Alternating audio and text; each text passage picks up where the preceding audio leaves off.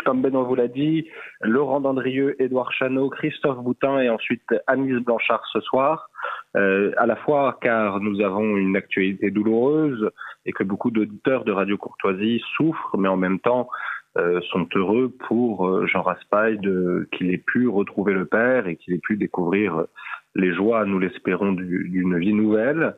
Et en même temps, cette sorte de désespoir pour beaucoup de Français, je crois, de voir Jean Raspail disparaître au moment où nous sentons à la fois que notre pays touche au malheur qu'il avait si bien décrit et en même temps qu'il ne verra pas quelques germes, quelques efflorescences de ce qu'il a pu semer. Alors sans doute l'a-t-il vu dans les personnes, mais dans les changements nécessaires dans notre société, dans notre politique, il n'aura pas eu le temps certainement de les voir et j'imagine que c'est une très grande violence pour beaucoup de ses amis et beaucoup de ses admirateurs.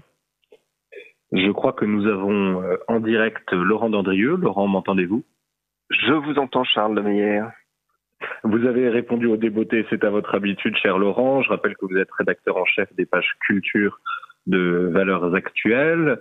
Vous êtes aussi un lecteur éperdu de Jean Raspail. Je crois que vous étiez ce matin, cher Laurent, aux funérailles de Jean Raspail en l'église Saint-Roch à Paris. Est-ce que vous pouvez déjà nous dire nous donner votre sentiment sur la manière dont ces obsèques se sont déroulées? Alors c'était une très très belle cérémonie, très émouvante évidemment, pas triste pour autant parce que d'une part il y avait énormément de monde, dont beaucoup de jeunes, et je pense que c'était une manifestation concrète du fait que à travers la pérennité de son œuvre et à travers le rêve patagon, Jean Raspail ne va pas s'éclipser, mais va rester vraiment présent parmi nous. Pour moi, c'était une très belle manifestation du fait que,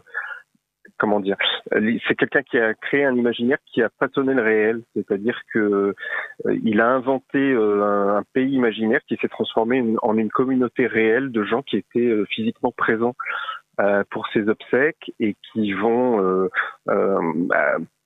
à travers la persistance de cette communauté, pérenniser son œuvre. On lit un peu partout que Jean Raspail aurait donné, je ne sais pas si vous avez des éléments là-dessus, Laurent Dandrieux, quelques orientations pour cette cérémonie. Est-ce qu'il y a un moment particulier de l'office qui vous a paru incarner ce que vous nous dites là sur à la fois ce rêve patagon et puis cet enracinement profond de Jean Raspail dans une France traditionnelle, dans un culte, dans une foi d'une certaine manière? Bon, toute la cérémonie, je pense, portait sa marque. Moi, si vous me permettez un petit témoignage, il se trouve que j'ai dîné avec lui il y a 2 ou 3 ans, je ne sais plus, et avec le chancelier de Patagonie, et il était déjà très préoccupé par l'organisation de ses obsèques. Ça avait occupé la majeure partie de notre conversation ce soir-là. Il était très soucieux de savoir comment ça allait se passer pour partir en beauté, si je puis dire. Et donc, effectivement, que cette cérémonie reflète son amour de la tradition. Et effectivement, nous avons eu droit à une liturgie traditionnelle, je dirais grand genre, mais en même temps avec cette forme de simplicité qui lui était propre.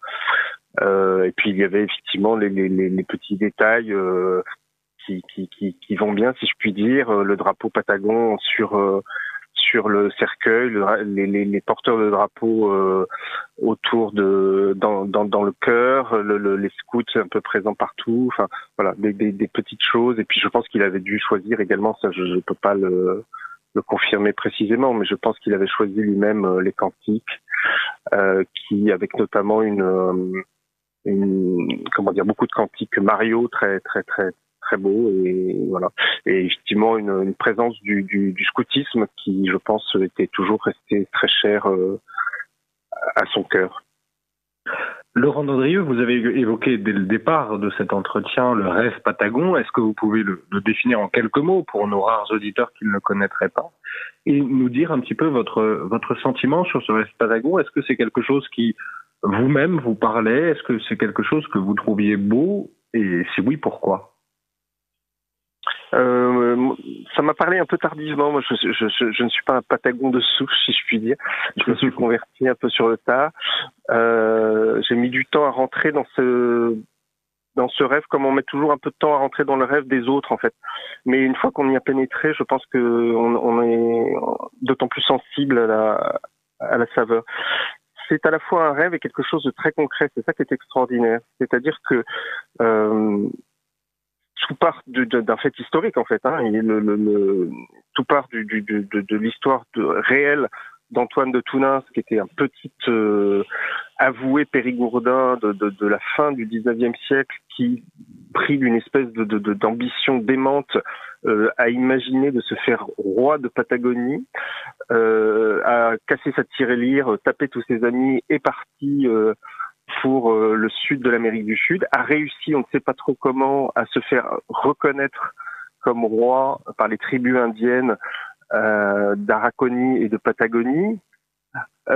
Histoire absolument fascinante que Jean Raspail a donc romancé dans son livre Moi, Antoine de Tounens, roi de Patagonie, et saisi par l'espèce de grandeur dérisoire de cette histoire, à la fin de son livre, il n'a pas voulu abandonner cette ambition sur l'échec qui avait été son point final, et il a décidé de prolonger le rêve en s'intronisant consul général de Patagonie, de ce royaume qui n'existait plus et qui n'avait existé que quelques semaines.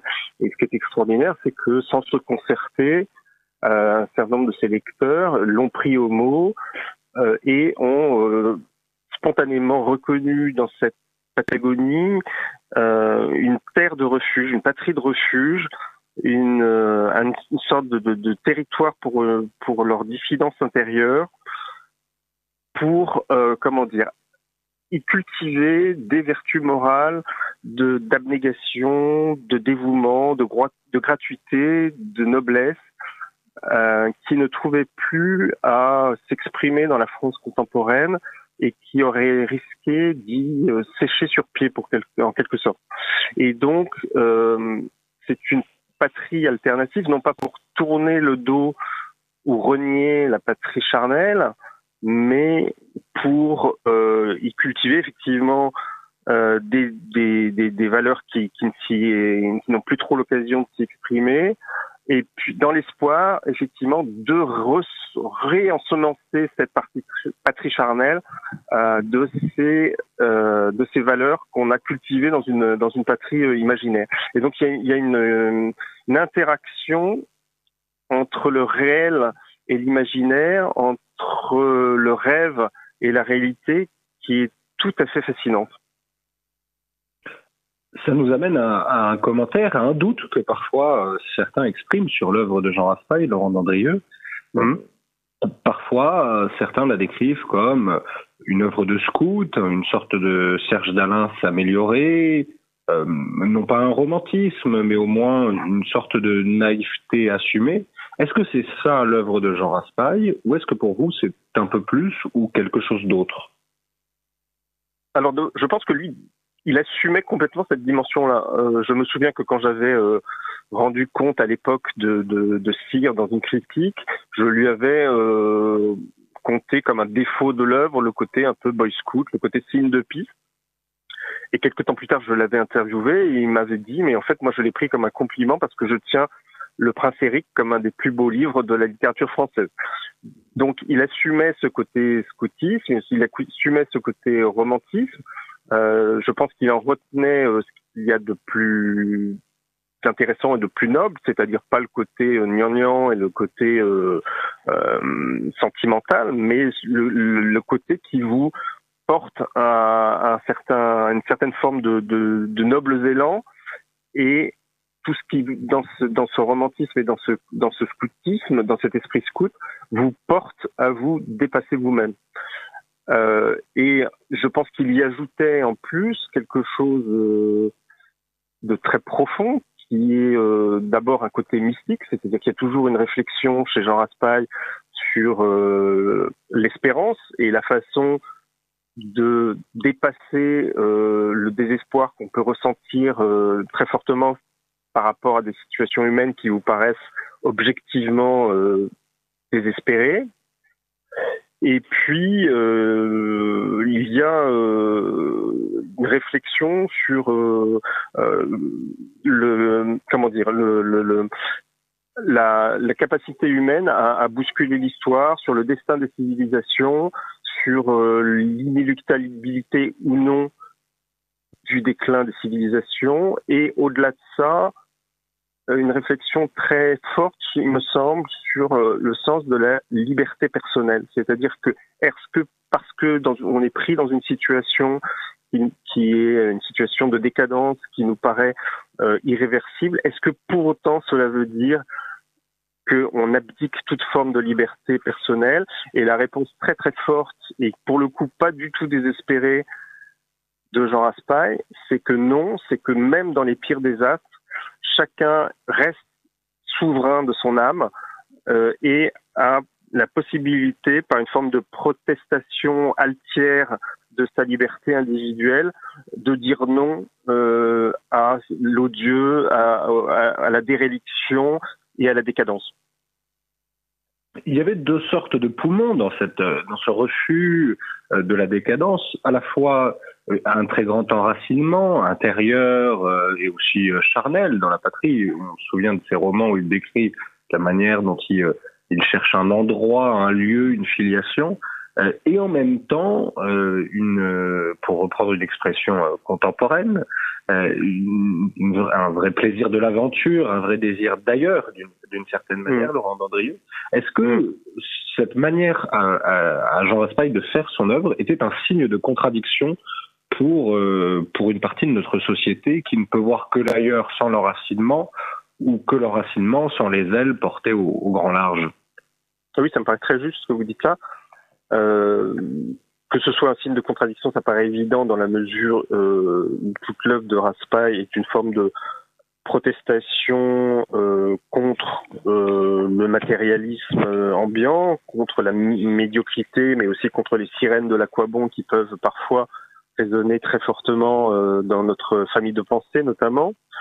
Mais effectivement, ce qui le distingue, je pense que vous avez raison de le souligner, c'est que il cherchait une forme de ressourcement intellectuel et spirituel dans un ailleurs imaginaire, mais c'était un ailleurs imaginaire qui n'était pas déconnecté du réel, c'est-à-dire qu'il était à la fois enraciné dans une tradition française très précise et très concrète, et on connaît par exemple l'attachement extraordinaire qu'avait Jean Raspail à la monarchie française ou à la tradition catholique, à des choses extrêmement ancrées et enracinées dans un passé historique précis, et même son imaginaire lointain, je dirais, n'était pas complètement déconnecté. C'est-à-dire que, effectivement, la Patagonie, pour lui, est un imaginaire. C'est pas un pays dans lequel il aurait souhaité vivre. Il était le premier à reconnaître que c'est un pays plus ou moins invivable pour les Occidentaux que nous sommes. Mais pour autant, il basait cet imaginaire sur une histoire réelle, qui est l'histoire d'Antoine de Toulens, sur une contrée réelle, une terre géographique donnée, et puis aussi sur le destin particulier d'un peuple qui l'avait beaucoup touché, qui sont les Alakalouf, qui sont ces nomades maritimes qui vivaient sur des canaux en entretenant tant bien que mal quelques braises de feu qu'ils ne pouvaient pas se permettre de laisser s'éteindre, un peuple dont il a assisté quasiment à l'extinction, et qui lui a fait toucher du doigt de manière très très concrète la fragilité des peuples, la fragilité des civilisations, et la façon dont la nécessité que nous avions d'avoir une empathie et une compassion non seulement pour les individus comme le veut le dogme de l'époque, mais aussi pour les peuples. Aventurier, romancier à succès, je crois qu'il est grand prix du roman de l'Académie française.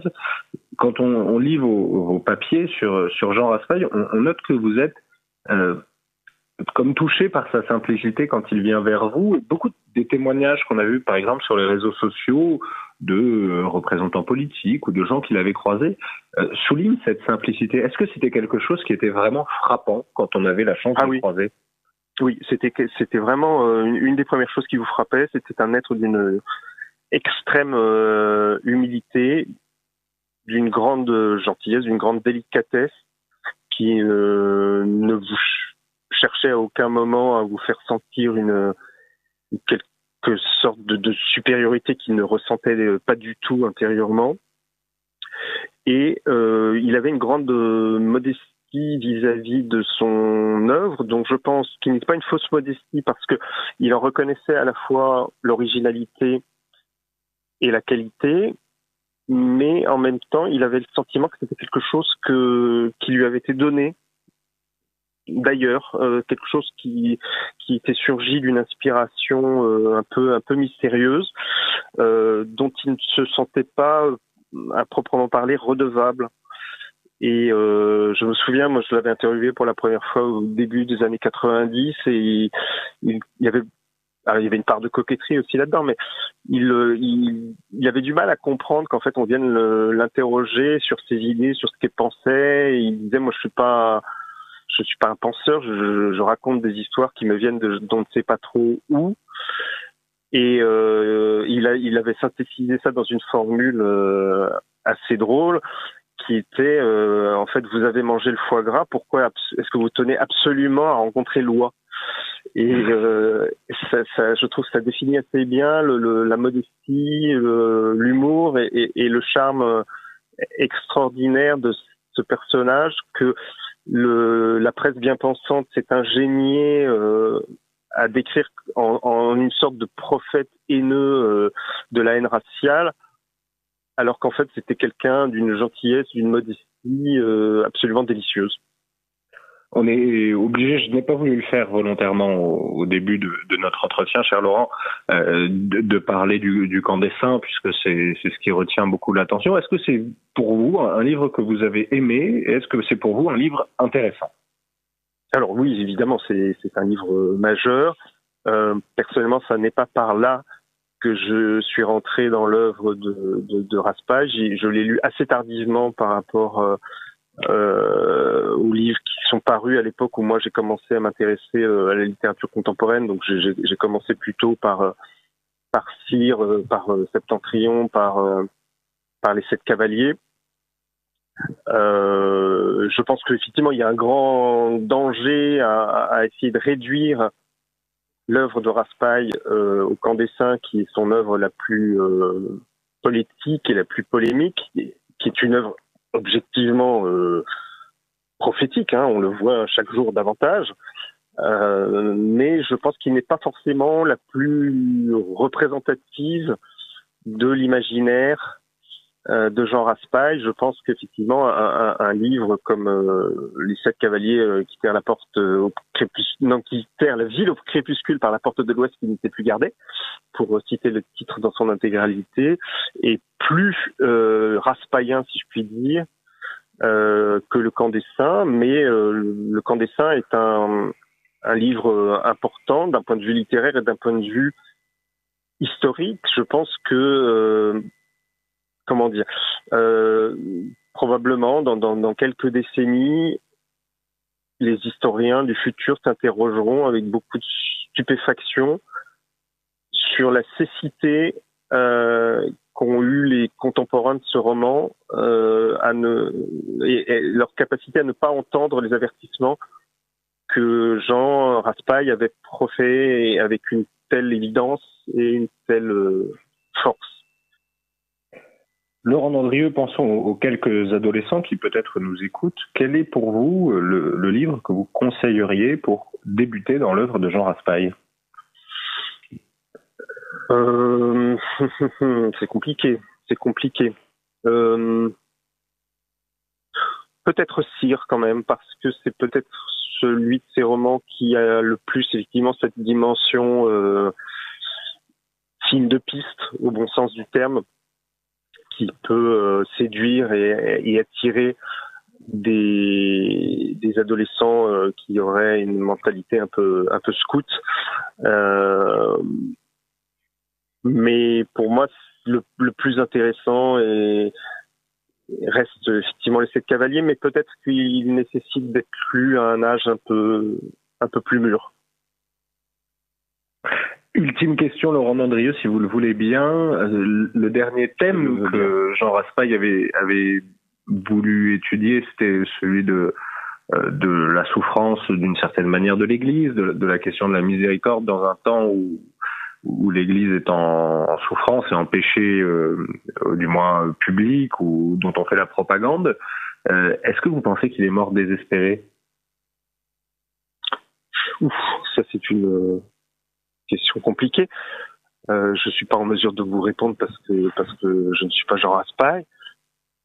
Ce qui me paraît évident, c'est qu'il a été assailli toute sa vie par la tentation du désespoir, que je crois qu'il a eu le courage et l'énergie de ne pas y céder, et en tout cas d'y résister pied à pied tout au long de sa vie. C'est certain qu'il avait des doutes très forts quant à la notion même de charité qui lui paraissait, dans le contexte civilisationnel que nous connaissons, peut-être un peu suicidaire. Je pense qu'il avait des doutes probablement aussi sur tout simplement sur l'existence de Dieu, mais qu'il s'accrochait à un catholicisme de fidélité. Je pense que la fidélité sauvera énormément de gens.